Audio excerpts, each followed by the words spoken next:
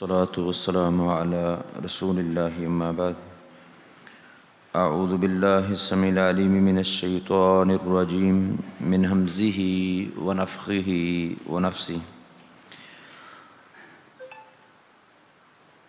وقال الملك إني أرى 7 بقرات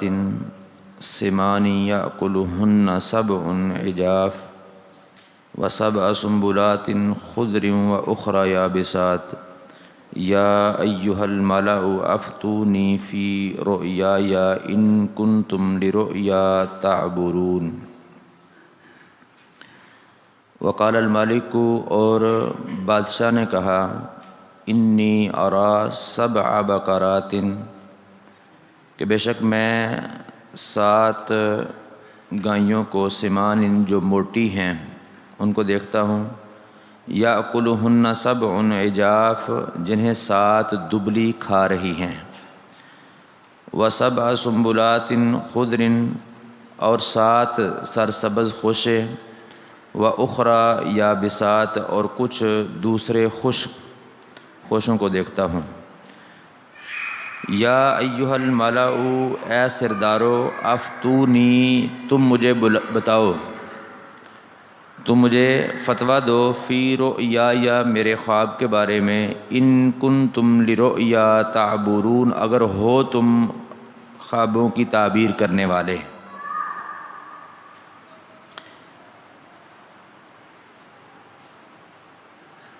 اب جو مصر کا بادشاہ تھا اس کو خواب آیا، اس نے اپنے خواب میں دیکھا کہ 7 موٹی گائیاں ہیں جن کو 7 پتلی گائیاں کھا رہی ہیں، اور 7 سرسبز خوشے ہیں، سٹے ہیں، اور کچھ دوسرے ہیں جو کہ خشک ہیں۔ تو اس نے جتنے بھی ماہر معبر تھے، بڑے بڑے سردار تھے، بڑے بڑے علم کے، خوابوں کی تعبیر بتانے کے دعوے کرنے والے تھے، ان سب کو بلایا اور کہا کہ تم مجھے میرے خواب کی تعبیر بتاؤ، میرے خواب کے بارے میں مجھے فتویٰ دو، ان کنتم لرؤیا تعبرون، اگر ہو تم خواب کی تعبیر کرنے والے۔ بادشاہ کا یہ خواب اللہ تبارک و تعالیٰ کی تقدیر میں یوسف علیہ السلام کی قید خانے سے باعزت اور تکریم کے ساتھ رہائی کا سبب اللہ رب العالمین نے بنایا۔ اس خواب نے بادشاہ کو پریشان کیا، تو اس نے جب اپنے سارے سرداروں کو، خوابوں کی تعبیر بتانے والوں کو، علم تعبیر کا دعویٰ کرنے والوں کو جمع کیا اور ان سے کہا کہ یا ایھا الملأ افتونی فی رؤیای، اے سردارو، تم مجھے میرے خواب کے بارے میں بتاؤ، افتونی، مجھے فتویٰ دو میرے خواب کے بارے میں۔ تو پیچھے بھی جو ہے ہم نے پڑھا ہے کہ خواب کی تعبیر کا تعلق، اس علم کا تعلق بھی فتوے کے ساتھ ہے۔ یہاں بھی جو ہے وہ بادشاہ نے کہا کہ مجھے میرے خواب کے بارے میں فتویٰ دو، تو اٹکل پچو لگا کر، اندازے لگا کر خواب کی تعبیر بتانا جو ہے وہ یہاں سے بھی ناجائز معلوم ہوتا ہے۔ خواب کی تعبیر اسی کو بتانی چاہیے جو اللہ رب العالمین نے جس کو اس علم سے جو ہے وہ سرفراز کیا ہے، جس کو یہ علم اللہ تبارک و تعالیٰ نے دیا ہے۔ ورنہ آپ کو بخاری کی حدیث سنائی کہ رسول اللہ صلی اللہ علیہ وسلم نے فرمایا، ان اللہ لا يقبض العلم انتزاعا ينتزعه من العباد، اللہ رب العالمین قیامت کے قریب جو علم کو اٹھائے گا تو وہ اپنے بندوں سے علم کو نہیں چھینے گا، اس طرح نہیں اٹھائے گا کہ اپنے بندوں سے اس کو چھین لے۔ وَلَكِنْ يَقْبِضُ الْعِلْمَ بِقَبْضِ الْعُلَمَاءِ، لیکن اللہ تعالیٰ علم کو قبض کرے گا، علم کو اٹھائے گا اپنے بندوں کو قبض کرنے کے ساتھ، یعنی جو جاننے والے ہیں، علماء ہیں،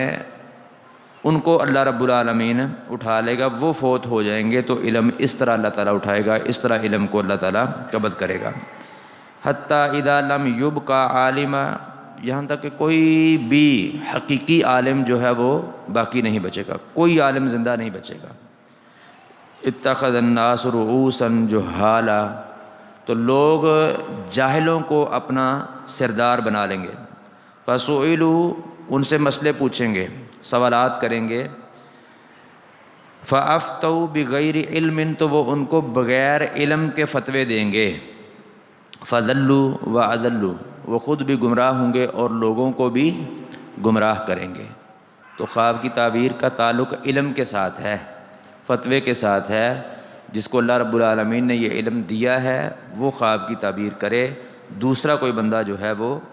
نہ کرے، تاکہ خود بھی گمراہ نہ ہو اور لوگوں کو بھی گمراہ اس سے نہ کرے۔ قالوا اضغاث احلام، انہوں نے کہا کہ یہ خوابوں کی پریشان باتیں ہیں۔ وما نحن بتأویل الاحلام بعالمین، اور ہم ایسے خوابوں کی تعبیر بالکل جاننے والے نہیں ہیں۔ اضغاث یہ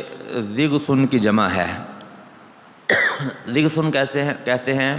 ملے جلے گھاس کے مٹھے کو، یعنی جڑی بوٹیوں کے ساتھ جو ملا ہوا گھاس کا مٹھا ہوتا ہے۔ ایک جگہ پہ گھاس اگی ہوئی ہے، وہاں پہ گھاس بھی ہے اور اس کے اندر جڑی بوٹیاں بھی ہیں، تو آپ ایک مٹھا اس میں سے پکڑتے ہیں اور اس کو کھینچ لیتے ہیں، اکھاڑ لیتے ہیں، تو جو آپ کے ہاتھ میں آئے گا ملا جلا سب کچھ، اس کو کہتے ہیں ضغث۔ تو انہوں نے اس خواب کو ہی اضغاث کہہ دیا کہ یہ خوابوں کی پریشان کن ملی جلی باتیں ہیں، یعنی کوئی مرتب خواب نہیں ہے کہ جس کی تعبیر ہم کر لیں،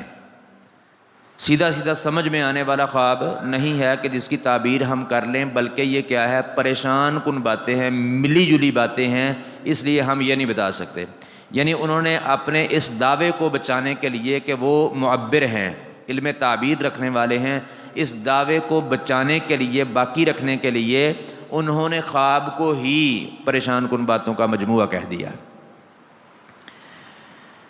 کہ ہوتا ہے نا کہ بندہ کسی سے مسئلہ پوچھ لے، اگر وہ نہیں آتا اس کو، تو اس میں کوئی حرج نہیں ہے کہ وہ کہہ دے کہ جی میں دیکھ کر بتاؤں گا،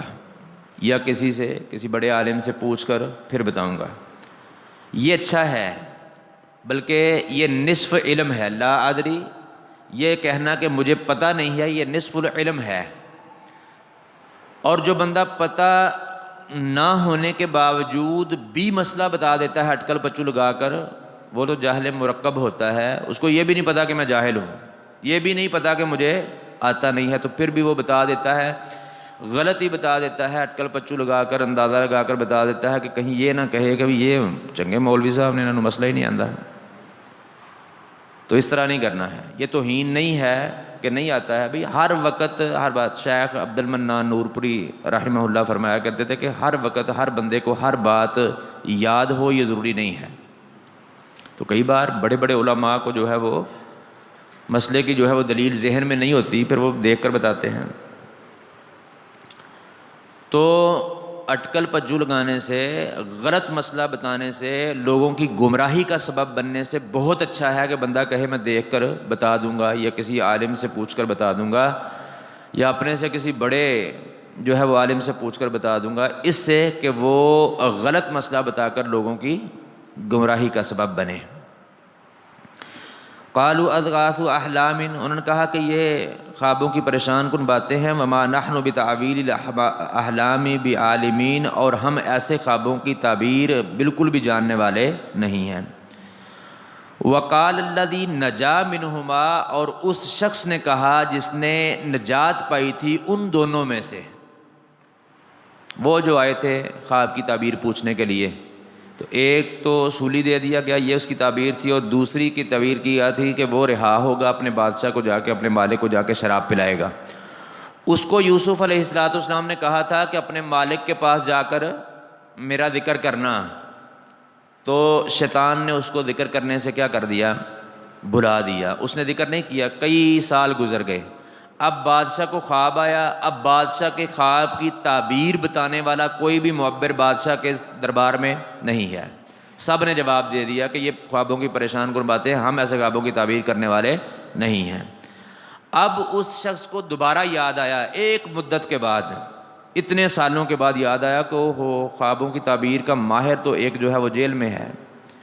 تو اس کے پاس جانا چاہیے اور اس سے پوچھنا چاہیے۔ وقال الذی نجا منہما، اور کہا اس شخص نے جس نے نجات پائی تھی، جو رہا ہوا تھا، منہما ان دونوں میں سے،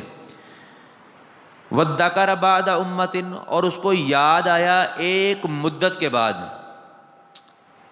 انا انبئکم بتاویلہ، میں تمہیں خبر دوں گا اس کی تعویل کی، اس کی تعبیر کی، فارسلونی، پس تم مجھے بھیجو۔ اب یہاں پہ اس بندے کی، حالانکہ یہ یوسف علیہ السلام کو محسنین میں سے کہہ چکا ہے، آپ کے احسان کا معترف ہے، اور آپ کے نیکی تقوی کو پہچاننے والا ہے، اور آپ کے علم شرف کو بھی جاننے والا اور اس کا اعتراف کرنے والا ہے، اور آپ اس پر بھی احسان کر چکے تھے اس کو تعبیر بتا کے، لیکن اس نے اس کا رویہ آپ دیکھیں کہ اس نے بادشاہ کو یہ نہیں کہا، کابینہ کو یہ نہیں کہا کہ بھی آپ مجھے بھیجو، ایک مفتی وہاں پہ ہے، ایک عالم وہاں پہ ہے، ایک بڑا نیک محسن بندہ جو ہے وہ جیل خانے میں ہے، وہ خوابوں کی تعبیر بتاتا ہے، بلکہ کہتا ہے میں تمہیں بتاؤں گا، تم مجھے بھیجو۔ تو یہاں سے جو ہے وہ ایسے لوگوں کا اور حکمرانوں کا جو ہے وہ رویہ کہ کام کوئی کرے اور تعریف کوئی کروائے، یہ جو ہے وہ معلوم ہوتا ہے کہ کسی کے کام کو جو ہے وہ اپنے ذمے جو ہے وہ لے لیتے ہیں کہ یہ میں بتاتا ہوں۔ تو اس نے کہا کہ آپ مجھے بھیجو تو میں جو ہے وہ تمہیں بتاؤں گا کہ اس کی تعبیر کیا ہے، اس کی تعویل کیا ہے، اس کی حقیقت کیا ہے۔ یوسف ایھا الصدیق افتنا فی سبع بقرات سمان یاکلہن سبع عجاف۔ وہ گیا اور اس نے جا کے کہا کہ یوسف اے بہت ہی سچے، یوسف ایھا الصدیق، یوسف اے بہت ہی سچے، افتنا تو ہمیں فتویٰ دے، ہمیں بتا، فی سبع بقرات سمان، 7 موٹی گائیوں کے بارے میں، یاکلہن سبع عجاف، جن کو 7 دبلی پتری گائیاں کھا رہی ہیں، وسبع سنبلات خضر، اور 7 سبز خوشوں کے بارے میں، واخری یابسات، اور کچھ دوسرے جو ہیں وہ خشک خوشوں کے بارے میں، لعلی ارجع الی الناس، تاکہ میں لوگوں کی طرف واپس جاؤں، لعلہم یعلمون، تاکہ وہ جان لیں۔ اب یہ دیکھیں یہاں پہ بھی اس کا رویہ کہ آ کر کوئی اس نے ایسا ذکر نہیں کیا یوسف علیہ السلام سے کہ بھی آپ نے مجھے ایک پیغام دیا تھا، بادشاہ کے سامنے آپ کا ذکر کرنا تھا، آپ نے مجھ پر احسان کیا، میں آپ کا ذکر کرنا بھول گیا، نہیں کر سکا، اب میں معذرت چاہتا ہوں، اب آپ مجھے خواب کی تعبیر بتائیں، جا کے میں ان کو تعبیر بھی بتاؤں گا اور آپ کا ذکر بھی کروں گا۔ لیکن کوئی ایسا ذکر نہیں کیا، اس نے آ کے یوں ہی کہہ دیا کہ بس یوسف ایھا الصدیق، یوسف اے بہت ہی سچے، ہمیں یہ خواب جو ہے وہ آیا ہے اور اس کی تعبیر بتا دیجیے۔ اور یوسف علیہ السلام کا حسن اخلاق دیکھیے، یہاں پر بھی نرمی اور محبت دیکھیے۔ انہوں نے یہ نہیں کہا کہ اتنے سال تمہیں صدیق یوسف یاد نہیں آیا اور اب جو ہے وہ آگے ہو، ایھا الصدیق، اتنے سال نہیں یاد آیا کہ کوئی صدیق جو ہے وہ وہاں پہ ہے، تو آج تمہیں ضرورت پڑی ہے، تمہارا اپنا مسئلہ ہے، تو آج جو ہے وہ تم آگے ہو میرے پاس یہ پوچھنے کے لیے، اور اب مجھے جو ہے وہ صدیق کہہ رہے ہو۔ یوسف علیہ السلام نے جس طرح اس نے آ کے چپ کر کے خواب کی تعبیر پوچھی، انہوں نے اسی طرح محبت کے ساتھ اس کو اس کی تعبیر بتائی۔ قال تزرعون 7 سنین دأبا، اس نے کہا کہ تم 7 سال کاشت کرو گے، دأباً پے در پے، لگاتار، فما حصدتم، پھر جو تم کاٹو، فذروہ فی سنبلہ، تو اس کو اس کے خوشے کے اندر ہی محفوظ رہنے دو، الا قلیلا، مگر تھوڑا سا، مما تاکلون، جس میں سے تم کھاؤ، ثم یاتی من بعد ذلک سبع شداد، پھر اس کے بعد 7 سخت سال آئیں گے، یاکلن ما قدمتم، تو وہ کھا جائیں گے اس کو جو تم نے آگے رکھا ہوا تھا، محفوظ کیا ہوا تھا. الا قلیلا مما تحسنون، مگر وہ تھوڑا سا جو تم نے محفوظ کیا ہوا ہوگا بیج کے طور پر یا کسی بھی طرح. اب یوسف علیہ السلام کی عقل مندی بھی، دانائی بھی یہاں پہ دیکھیں کہ یوسف علیہ السلام نے صرف خواب کی تعبیر نہیں بتائی بلکہ ساتھ حل بھی بتایا. تعبیر تو یہ ہو گئی کہ 7 سال ایسے ہوں گے کہ تم لگاتار کاشت کرو گے، اور دوسرے 7 سال آئیں گے جو قحط سالی والے ہوں گے، اللہ تعالیٰ بارشوں کو روک لے گا، تمہاری فصلیں نہیں ہوں گی، تو جو تم نے ان 7 سالوں میں رکھا ہوا ہوگا یہ 7 سال ان کو کھا جائیں گے، ختم ہو جائے گا، جمع پونجی تمہاری ذخیرہ جو کیا ہوا وہ ختم ہو جائے گا. تو حل اس کا یہ ہے کہ جو پہلے 7 سال کاشتکاری والے ہیں جن میں تم لگاتار کاٹو گے، کاشت کرو گے، ان میں سارے دانوں کو سٹوں سے باہر نہ نکالو، بلکہ صرف جو تمہارے کھانے کے لیے ہیں، استعمال ہونے والے ہیں، ان کو نکالو، باقی سٹوں کے اندر محفوظ رہنے دو. یہ یوسف علیہ السلام نے اس کا حل بھی بتا دیا کہ یہ تمہارے ساتھ ہونے والا ہے اور اس سے بچنے کے لیے یہ اس کا حل ہے. ثم یأتی من بعد ذلک عام فیہ یغاث الناس، پھر اس کے بعد 1 سال ایسا آئے گا کہ لوگ اس میں پلائے جائیں گے، یعنی بارش ہوگی، بارش برسائے جائیں گے. وفیہ یعصرون، اور اس میں لوگ نچوڑیں گے. کیا نچوڑیں گے؟ کہ بارش ہوگی اور بارش کے ساتھ زمین کی نباتات، تمہاری فصلیں جو ہیں وہ اگیں گی، اور زمین پھل دے گی، جو مطلب جوس والے جو پھل ہوتے ہیں، تو اس میں سے تم جوس نچوڑو گے. اور اسی طرح بارش کے ساتھ جو مطلب چارہ اگے گا وہ تمہاری بھینسیں، گائیاں، بکریاں، اونٹ کھائیں گے، تو وہ دودھ دیں گے، تو تم دودھ ان کا جو ہے وہ نچوڑو گے. تو پہلے 7 سال جو ہے وہ لگاتار کاشت کرنے کے ہوں گے، دوسرے 7 سال جو ہیں وہ قحط سالی کے ہوں گے اور ان کو کھانے والے ہوں گے. تو حل ان کا یہ ہے کہ تم نے کیا کرنا ہے کہ فضول خرچی نہیں کرنی ہے، سارے دانوں کو سٹوں سے نکال نہیں لینا ہے، بلکہ اپنی ضرورت کے تحت جتنی ضرورت ہے ان سٹوں کو نکالنا ہے، ان دانوں کو، باقی سارے کے سارے سٹے جو ہے وہ اندر محفوظ رہنے دینے ہیں. اور آئندہ جو سال آئیں گے ساتھ جو اس کو کھانے والے ہوں گے، پھر یہ جو ذخیرہ ہوگا وہ اس میں کیا کرے گا؟ کام آئے گا. پھر یوسف علیہ السلام نے یہ جو مشورہ دیا انہوں نے اس طرح کیا، بلکہ پھر آگے ہم پڑھیں گے کہ یوسف علیہ السلام کو ہی اللہ رب العالمین کی رحمت سے جو ہے وہ بادشاہ کے دل میں اللہ تعالیٰ نے بات ڈالی، تو اس کا نگران ہی یوسف علیہ السلام کو بنا دیا گیا. اور پھر انہوں نے اتنے مطلب اچھے انداز کے ساتھ اس کو سر انجام دیا کہ وہ جو انہوں نے بچا کر رکھا وہ صرف اس ملک کے لیے نہیں بلکہ ارد گرد کے دوسرے ممالک اور دوسرے شہروں سے آنے والے لوگوں کے لیے بھی وہ ذخیرہ جو ہے جو جوڑا ہوا تھا، جو رکھا ہوا تھا، جو سٹوں میں دانے چھوڑے ہوئے تھے، وہ ان کے بھی کام آئے. انہوں نے مطلب بیچے بھی اور خود کھائے بھی. تو یہ ایک عقل مندی تھی. اسی طرح اگر ہمارے حکمران بھی پلاننگ کریں نا جس طرح یوسف علیہ السلام نے کی ہے،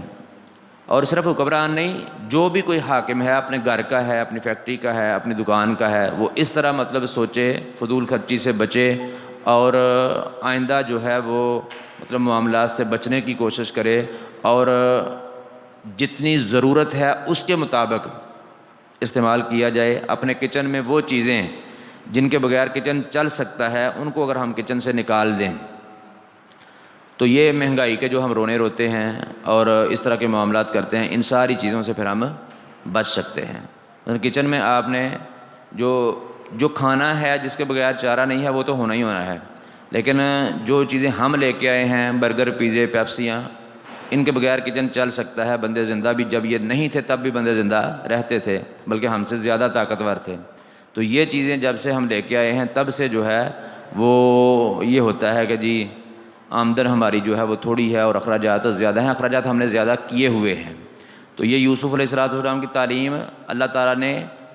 تعبیر جو ہے وہ قرآن مجید میں نازل ہی اس لیے کی کہ قرآن مجید میرے اور آپ کے لیے ہدایت کا ذریعہ ہے. تو اب بھی جو کسی ملک کا حاکم ہے، جو اپنے گھر کا حاکم ہے، اپنی فیکٹری کا حاکم ہے، وہ اس طرح مطلب فضول خرچیوں سے بچ کر معاملات کرے گا تو اسی طرح سرخرو ہوگا جس طرح کہ یوسف علیہ السلام اور ان کے ساتھی جو ہے وہ ہوئے تھے۔ اللہ تبارک و تعالیٰ سے دعا ہے کتاب و سنت کو صحیح معنوں میں سمجھنے، عمل کرنے اور دوسروں تک پہنچانے کی توفیق عطا فرمائے۔ وما توفیقی الا باللہ۔